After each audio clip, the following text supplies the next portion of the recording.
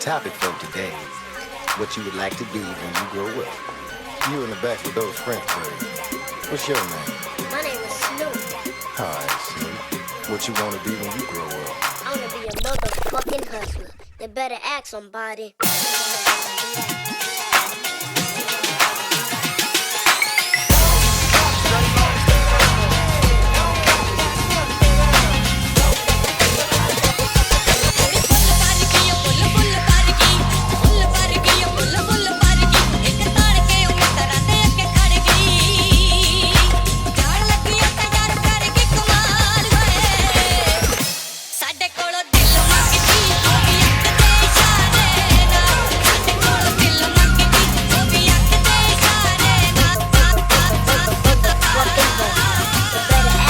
Hey everybody, welcome to another episode of the Bhangra podcast. I'm here with the BTF Mixing Ladder crew, and we're here to talk about the BTF Mixing Ladder. So just to jump right in, I want to ask everybody from the crew, could you give us just a brief overview, background on the BTF Mixing Ladder? When did it start, and when did each of you hear about it, and how did you guys want to get involved? Sure. So the original concept of the ladder was actually come up with by Harmon Tour, and that was like in 2011, so about 7 years ago. And he's an experienced producer, mixer, who created mixes for NYPD during their prime years. And the purpose of the ladder is basically to have like established and new and upcoming DJs partake in like friendly one-on-one competitions. Where they either defend their spots or try to climb the ladder to the top. So since it took place, it usually takes place like over the summer, known as the Bhangra off season. So it's a great time for like the BTF audience to like listen, vote on their favorite DJs, and provide feedback as well. And each season like typically consists of like 30 to 40 DJs. So Harmon, he like laid out good groundwork for the ladder and set up and ran the first season. He tried to set up and run the first season, but unfortunately, like he didn't have the time and resources to see it really flourish. And only a few mixers were able to produce anything during the first season. So I became involved inside like the ladder and providing feedback to the DJs back in 2013, which was the second season of the ladder. So I saw the potential that it had, and I wanted to help make it run better. And we had a small team of about 4 people, and we were all completely new to the ladder, but we wanted to give it a unique twist. And basically, what we wanted to do was have like different themes every week. So some of the examples are like we had Bhangra segment theme, where mixers would create mixes to like Umer or Damal segments. We also had like a Bollywood songs theme one time. And then closer to Halloween time, we also had like a really good creepy songs type of theme. So, that was. So you talk about all these cool ideas, but it seems like with all these cool ideas, it's probably a harder and harder beast to manage. What's kind of your biggest challenge when you think about the mixing ladder moving forward? So things ran pretty smoothly the second season, but I think the biggest challenge was definitely that it was got to be really time consuming and hard to manage for the ladder for the mods. And basically what we wanted to do for the next mixing ladder was to kind of incorporate the new technologies that came about, like Google Drive and Google Forms and that type of thing. And so we had like Sui, a previous moderator, and people like Mithu, who really stepped up in season 3 to help bring our ladder to become a lot more fluid, and that really helped out a lot. And we even got to offer our winning mixer on season 3 a really nice prize. So that was something new that we brought to the table. And with the most recent ladder, which just happened, so it was after 2 years, in 2018 is when we started up the ladder again for season 4, which is the current season. And we wanted to basically have the first 30 DJs that sign up to be able to participate. We learned a lot over the previous years, so we've been fortunate to have everything go fairly smoothly. And it's helped a lot to have a dedicated team who wanted to see the ladder succeed. And 2 such individuals that are leading the efforts this season are Jasnoor and Teg. So Jasnoor or Teg, could you could you possibly give me and some of the podcast listeners kind of any hints and upcoming ideas, themes, prizes that you guys have in store for the rest of the season? Yeah, definitely. So in terms of themes, some of what we've had already, we've had straight Bhangra. So the songs that we give mixers and challenges are just generally Punjabi songs, and they mix them in just a Bhangra theme. We've also given them specific like Bhangra segments like Umer, Tamal, stuff like that. And also we had a week where we had kind of hip hop and pop songs. So that was a nice twist to just what we had in the ladder. And in terms of like upcoming ideas, we have a thread that's currently still open on BTF where users have given song suggestions or anything that they really want mixers to kind of try their hand at. That thread is still open, so anyone on the BTF audience can contribute to it even today. And one other theme idea that we had is the veteran DJ Classics. He's been in the game for a while. We're planning to have a week where he will provide us songs that we will give to the mixers that are participating. So that's definitely going to be some really nice input from him, and it'll definitely add kind of a twist to the challenges that we'll have for our DJs. So, you guys are creating all of these, great mixes, great content, at least from a musical perspective. Are there any kind of opportunities that you guys see to go beyond mixes, maybe even making videos and or choreography? Is that something kind of on your plate to do, on your to-do list? Yeah, definitely. So just a few weeks back, we actually had yours truly, Jaskaran Singh, basically.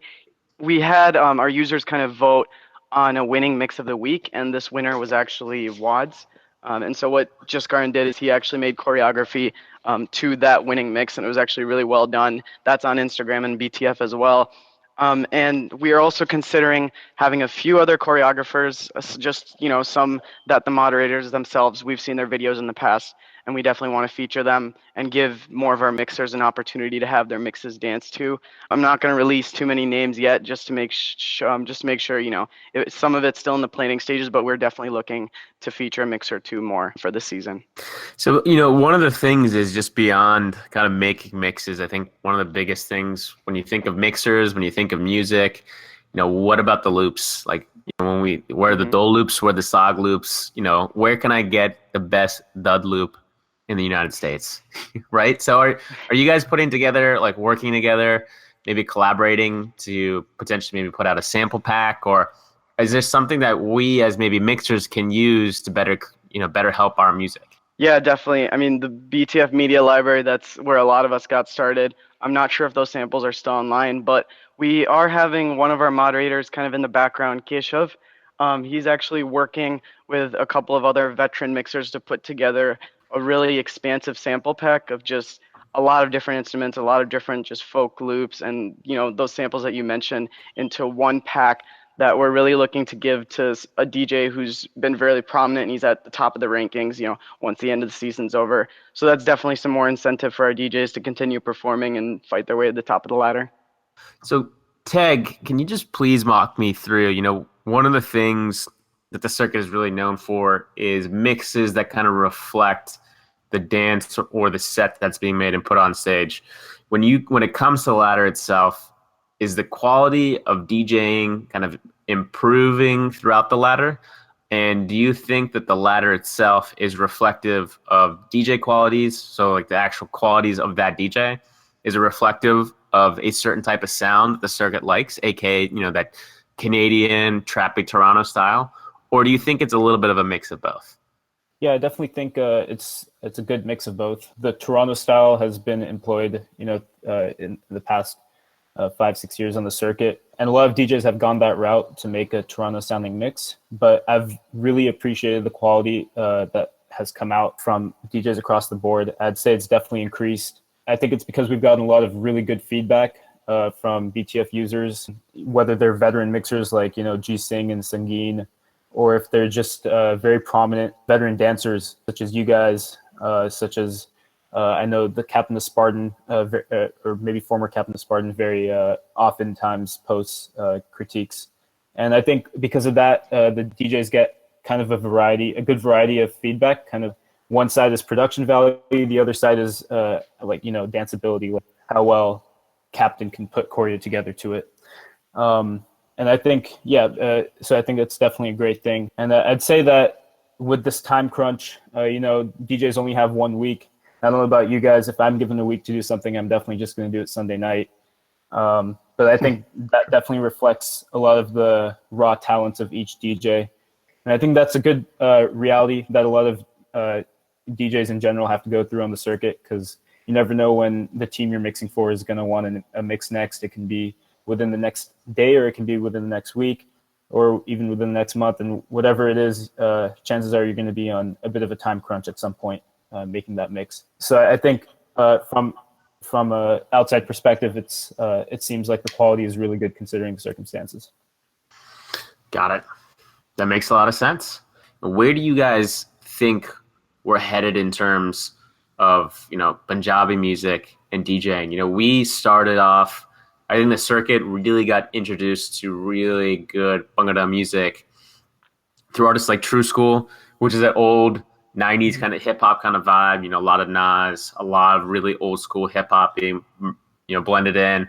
Now I think modern day DJs are including some of those EDM vibes, some of the trappy kind of backbeats into the music, and the production value has definitely gone up. But where do you see Punjabi music going? Where do you see DJing going as a byproduct of that? I definitely think Punjabi music, this is an issue that's been brought up quite a bit. Everything kind of sounds the same now, and I totally get it. You have just a few ghost producers out there, using the same loops over and over again. That Tolki loop from Gidya Dirani is, been milked till no end, and it still is to this day.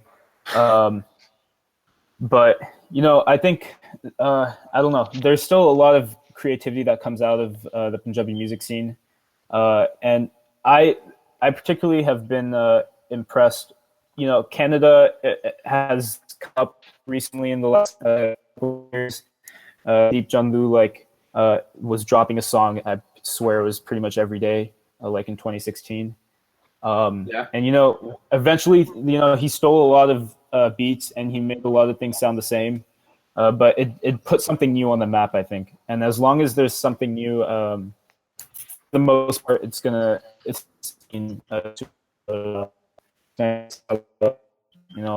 all these other singers coming out of Toronto with fresh stuff every time they drop something. Yeah. Definitely my take on. Yeah, I also think it's cyclical too. If you've been in part of the scene for a long time, you kind of know how it kind of varies from being the circuit kind of driving everything to be really folk and that type of thing, and everybody's tries to be super modern or super folk and that type of thing, and then you'll see later on gimmicks and some modern takes on mixing and just dancing in general are kind of brought into the table. So it kind of goes back and forth. It's kind of like a battle, and I honestly feel with where we're going is we've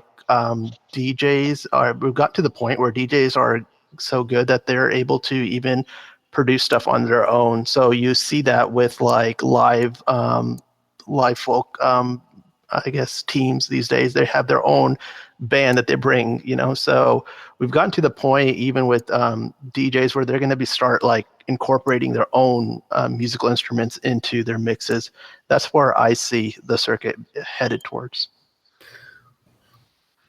Yeah, definitely. I would say we've just seen a level of increase in intensity wise in dancing. You see that reflected in just how DJs are making mixes too. And we have a handful of DJs out there that we know just famously being able to create a lot of mixes, like Pablo Mix. I know he's on a bit of a break now, but he was just mixing for a lot of teams at a given time. His style was something you really liked. Legitimate, Momo, they've both been out there. It's a style that we both really enjoy dancing to. But I think we brought up earlier some of it feels very a lot of it's starting to sound similar. That's partly just with the loops and everything else, but with just a lot of intensity, with just a level of all those hi-hats, the same folk loops kind of coming together. You see just a lot of segments kind of having the same vibe with same DJs. I mean, so that's really my take on it. Definitely an increase in intensity, but there's a little that kind of comes with a bit of a decrease in just individuality. Yeah, I mean, if you guys had I think you guys definitely hit it on the head. One of the biggest things is it seems like a lot of teams have, at least in my opinion, a lot of teams have lost the ability to mix in-house. And as you outsource to a smaller and smaller group of mixers, surprise, surprise, more and more mixes sound more and more the same. If Pablo's going to make 8 mixes and all 8 teams complete the same comp, it's gonna sound like a mixtape made by one DJ versus actually 8 different mixes in some cases. For sure. Isn't that Berg? Yep. You don't have to include that part in, but. All right. Hey, welcome to another episode of the Bhangra podcast. I'm here with DJ MOMO, the winner of week 5 of the BTF Mixing Ladder. And you want to do a little intro for yourself?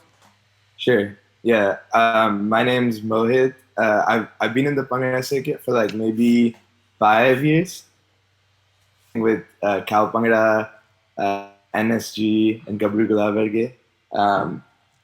And I've been mixing for about the same time, but just seriously for about 1 year. And also DJ MOMO is a ridiculous DJ name, and it started as a joke, but it stuck. So that's how it's there. And people call me DJ MOMO in person. That's really weird. Cool. You know what's funny? I have a cousin whose nickname is Momo, so it's like when I heard it, I was like, okay, I guess like. Oh, okay. Yeah.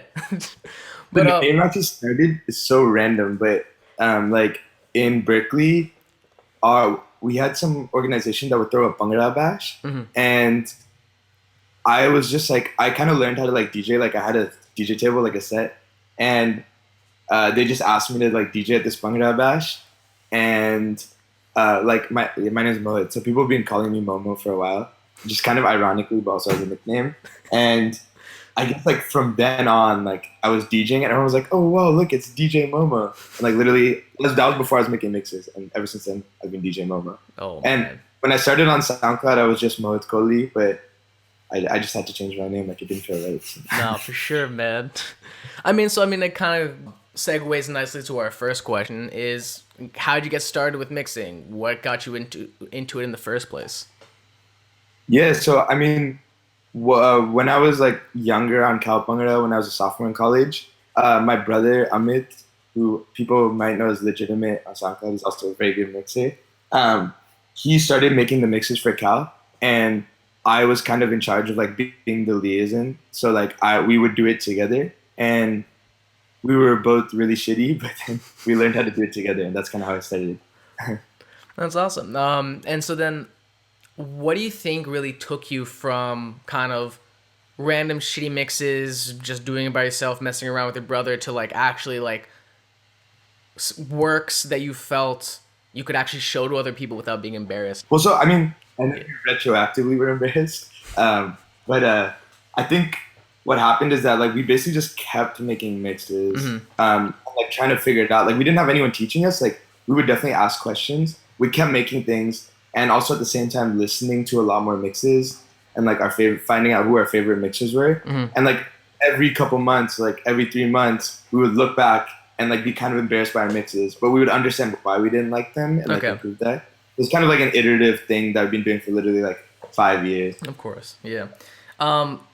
Would you say it was like your ear? Would you say it was just like learning your software? Like, what do you think like really took you off?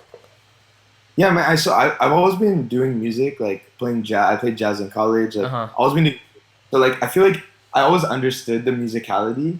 The 2 places where like I improved kind of over time. One is like the instrumentation of a Bhangra mix. Like kind of trying to figure out like what components go into a Bhangra mix, like what makes things sound good, what makes things sound hype, like different toll beats, like everything. Like that was the first part. And the second part was just making clean mixes and like learning the software. So just over time, both of those like dramatically have gotten better. Gotcha.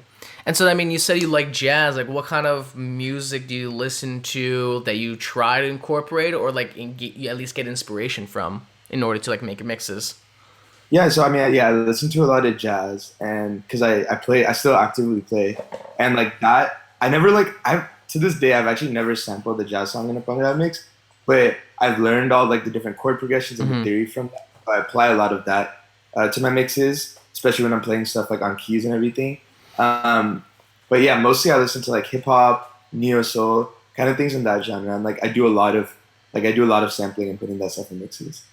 Dude, I will tell you right now though, if you made a jazz Bhangra mix, I would be really into it. I would be super into it. I don't know how it would work. I have no idea musically how that would work, but if you made something good, I'd be super into it.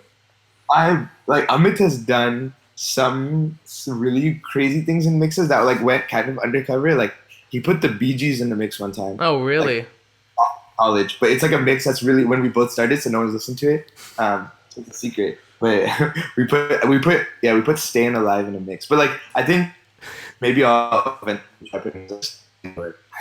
Yeah, no, I think the weirdest thing Rom's put in a mix that I remember is like a Bruin 2016. He put Red Hot Chili Peppers in our Kunde segment. It was kind of, and I didn't realize it until like a year later when I was listening to it. I was like, wait, this is something totally different. What the hell is this? And I asked him. But yeah.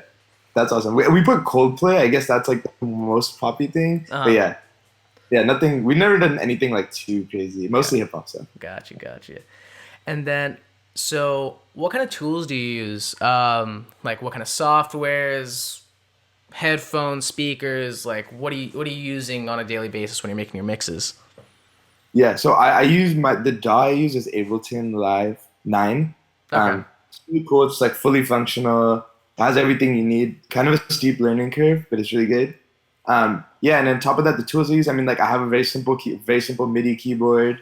I have the Ableton Push, which is like a pretty cool device. It's pretty intense, and like the learning curve is pretty high, but it allows me to like play my beats live.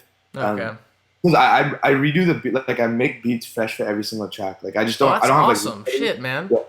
Yeah. So like Amit does that too. Like he's who put me onto that. Like we use because we have all our samples and stuff, so we don't like just using pre-recorded loops. And from instrumentals, we don't like using the beats either. Mm-hmm. Like parts of it, we usually like using synths and stuff from instrumentals. So like use my Ableton Push is like it's like a 64 pad beat pad, so that's for beats, keyboards for synths. That's like my main stuff. Like I have some plugins, headphones, like just typical mixer setup. Yeah, you were telling me about the Bose headphones you used to use, right? So when I started, I only started like seriously mixing for other people, like outside Cal, like a year and a half ago. And so I had like those Bose noise canceling headphones. Like if you work, you've seen so many people during their commute using them. But like I use those when I started mixing because that's what I had. Mm-hmm. And they're great sounding headphones. Some people would disagree, but they're great sounding headphones. And they really emphasize the highs and the mids because that's what people like listening to, like when it's in the pop music and everything. The issue with that is that as a mixer, it's probably better to have stuff that's like truer to the actual sound. Mm-hmm. So I just 2 weeks ago got brand new Sennheiser HD headphones that are like very true to sound. Mm-hmm. And I'm very excited about that. And maybe it'll make me way better, or maybe not, maybe it'll be worse. But it's all about just kind of learning the headphones. So I learned the Bose headphones really well. And I knew that like the mids and highs were being emphasized. So I would like consciously pull them back. And then I'd always like listen to my mixes on cars just to make sure it was balanced. Yeah, so I mean, you were telling me about it. Can you like talk about that a little bit more, like about why you listen to your mixes in the cars? Oh yeah, I think a lot of people do this actually, but there's two reasons. So like one, like I know people will be listening to my mixes on like every different type of device. Like some people will listen to it just on their laptop speakers.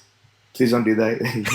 You're not gonna get the joy of like all the effort I put in. But like people would be listening on like Apple earphones, like over-the-ear headphones, car speakers, like all these different things. So like I just try listening to my mix on as many different devices as I can in the master stages, just so that it sounds good on everything. Like it'd be useless if my mix sounded good just on Bose headphones. Mm-hmm. But and then number two is just because you gotta listen in the car because there's no way really knowing how your bass sounds like on headphones. Like no headphone will do bass justice. Like you just gotta listen to it on loudspeakers. And cars in general like have pretty good bass. Gotcha.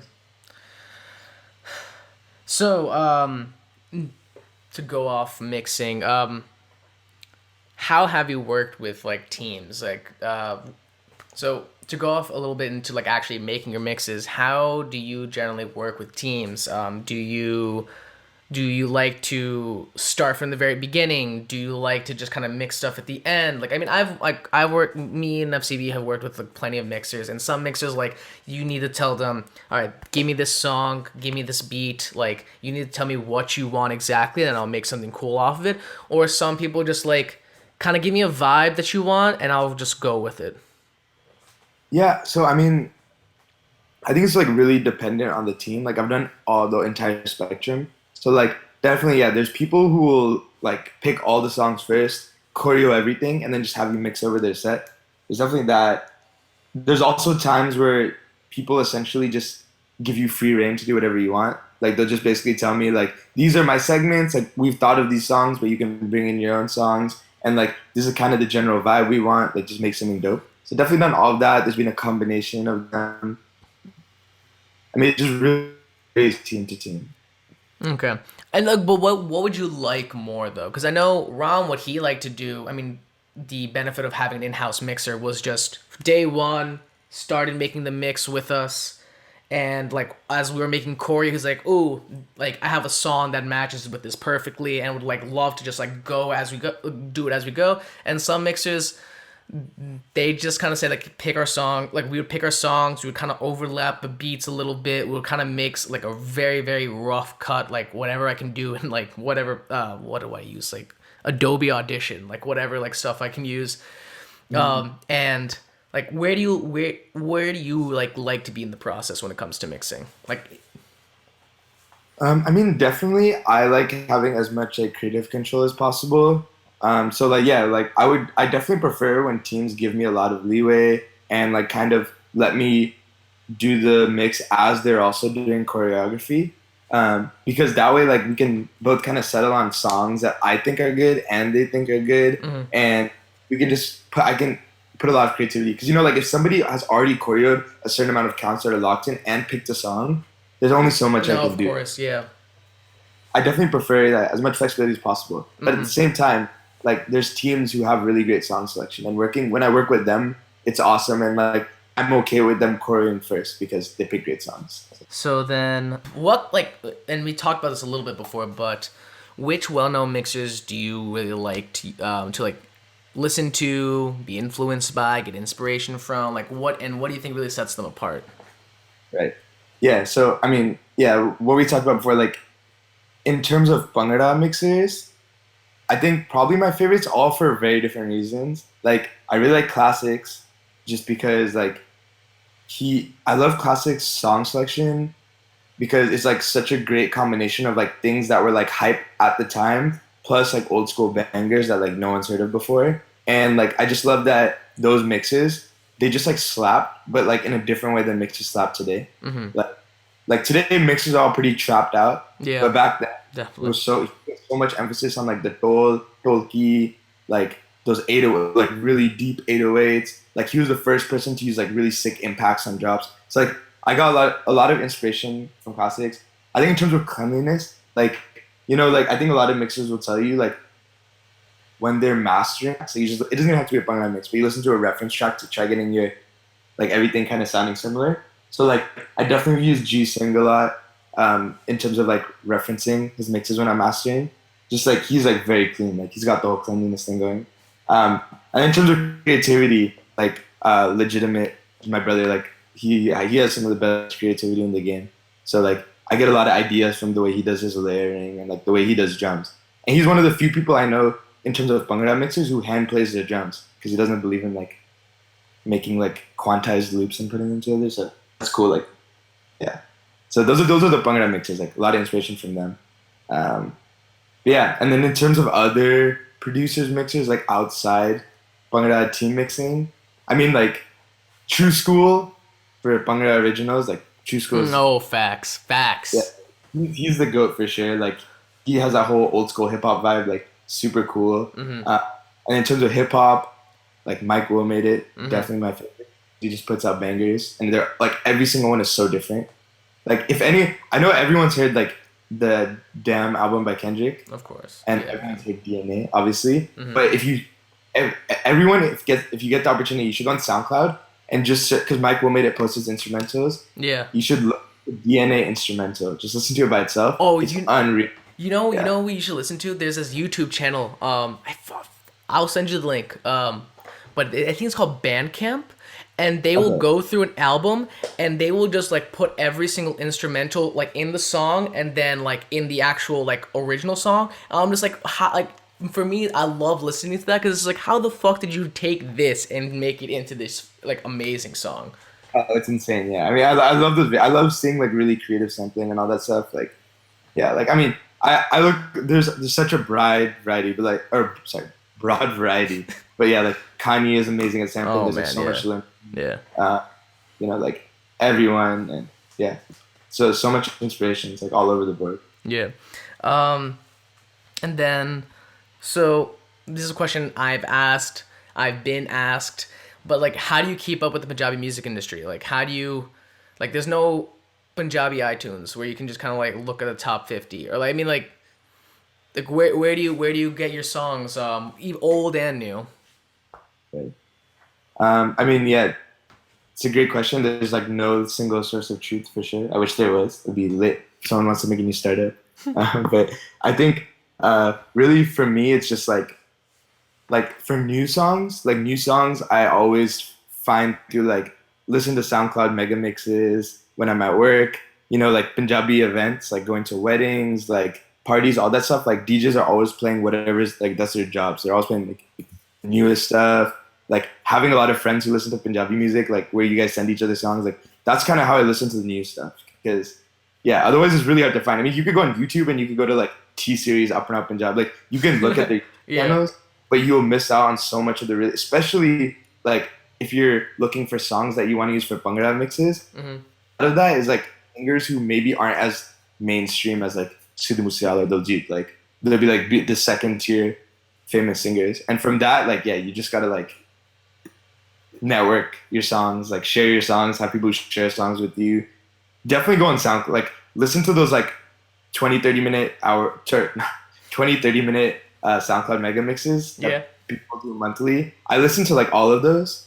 I usually listen to all of them once because like I don't want to go back and listen to them again. But like when I'm at work, basically what I do is I just like keep those mega mixes running, like all that new stuff, and I kind of just like work and like it's in the background, but occasionally I hear something that's a banger, and I just keep running playlists. So like at any given time, I have like a playlist right now of mix ideas that's like 100 songs deep of stuff I haven't used, which is really useful for like when a team is asking me for song suggestions. I can like bring out 10 songs immediately instead of going and looking.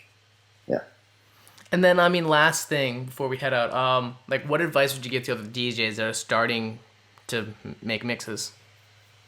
Yeah, I mean like number one, like you have to understand that like Bhangra mixing has like aspects of both production and also like audio engineering, like mastering. So definitely you should learn an instrument and learn like some very basic theory. Because like learning very basic theory, like learning scales, learning the different modes, whether it be like minor or major, all of that will help you understand when things go together and when things don't. Because sometimes things just don't go together. Like an off-pitch mix is like one of the worst things to listen to. So like just learn a little bit of music and then like, put a lot of time into it. Like try, like there's so many tools in like this era of like plugins, right? Because back in the day, everyone was using hardware. Nowadays, you just have plugins. And with plugins, it's very easy to just like get a bunch of plugins, like slap on your compressor, your reverb, you know, everything, just slap it onto your mix. And like a lot of mixes sound like exactly that. Like people just slap things on top. So definitely do the research and try understanding how each component can benefit the mix. Like how does the compressor work with the dynamic range? Like what does reverb do to your tracks and how does it help them glue them together? Like kind of just learn all the individual components and it helps a lot. Yeah. Gotcha. All right. Anything else you want to drop or like let people know about? I mean, not really. Any shout outs or anything else you want to? No, I mean, yeah, just for everybody who's like thinking about doing mixes, like you should just try it. It's definitely worth it. Like try GarageBand. And I guess that's how we like play on the GarageBand. Like you'll find that it's really, really fun. All right. Thanks so much for coming on this podcast. They better ask somebody.